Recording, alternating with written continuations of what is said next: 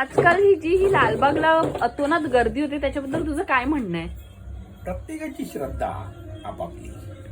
पण तुला चुकीचं नाही वाटत की VIP ना चांगली ट्रीटमेंट दिली जाते आणि सामान्य लोकांना खूप हडतूड केलं जातं?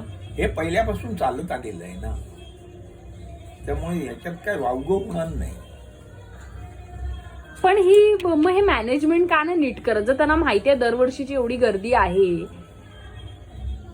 मॅनेजमेंट काय करू शकते? जर पब्लिकच जास्त आलं, अतोनात जर पब्लिक आलं आणि सर्वच जर बाबा राजासाठी पागल झाले तर मॅनेजमेंट काय करणार? आणि एका वेळेला सर्वांना घेऊ शकत नाही, म्हणजे अर्थात लाईनी वाढतात. त्यात मग सेलिब्रिटी आले की मग आणि त्यांना अर्धा तास वेगळा द्यावा लागतो. पण हे बरोबर आहे का? सेलिब्रिटीना पूर्ण सेल्फी विल्फी काढून टाइमच टाइम भेटतो आणि सामान्य माणसाला 2 मिनिटं पण बघायला भेटत नाही. 2 सेकंड पण नाही बघायला भेटत. पायावर डोकं ठेवता येत नाही. सेलिब्रिटी 10 मिनिटं ठेवू शकतो. मग त्यांचं पण तसंच आहे. डायरेक्ट हेड ऑफिसला त्यांची ओळख आहे आणि हेड ऑफिसचे म्हणजे सामान्य माणसाने जाणं बंद केलं पाहिजे का? प्रत्येकाची श्रद्धा, जसं ज्याला समजतं, ज्याला मुखदर्शन घ्यायचं आहे त्याला काय पायावर डोकं नाही ठेवायचं आहे, त्याला लालबागच्या राजाला फक्त बघायचं आहे डोळे भरून. मग ते प्रत्येकाची आपापली समज आहे त्या हिशोबाने. तू कधी गेलायस लालबागच्या राजाला? मी गेलो आहे बघ, माझ्या बायकोला घेऊन गेलेलो मी. आणि मग आम्हाला पायाचं दर्शन मिळालेलं का? मिळालेलं वाटतं पायाचं दर्शन 10वीला माझ्या. तेव्हा गेलो.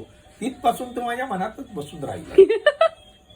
त्याच्यामुळे तिथे जाण्याची आता वेळच येत नाही मला. आणि असं बरोबर आहे का हे म्हणणं की जो शिवाय त्याचं बोलवणं नाही तोपर्यंत आपण तिथे पोहोचत नाही? बरोबर. अंडूसाठी त्यांना बोलवणंच आलं पाहिजे. म्हणजे सर्वांनाच बोलवत नाही तो. मग कोणाला बोलवतो? फक्त ज्यांच्या बँकेत खूप पैसे आणि ज्याचे खूप फॉलोअर्स आहेत त्या लोकांना बोलवतो. त्याच्यासाठी जो आतुर झालेला आहे मनापासून, ध्यास घेऊन आतुर सगळेच असतात, पण त्या गर्दीला बघून लोक मागे मारून जाणारी लोक जातात आहे ना. लोक तर जातात आहे. मग याचा अर्थच काय होतो की त्याच्या भक्तीला आणि त्याच्या शक्तीला विश्वास ठेवून लोक तिथे पाहिजे ते काबाड कष्ट करायला तयार आहे, पण त्याचं दर्शन घ्यायला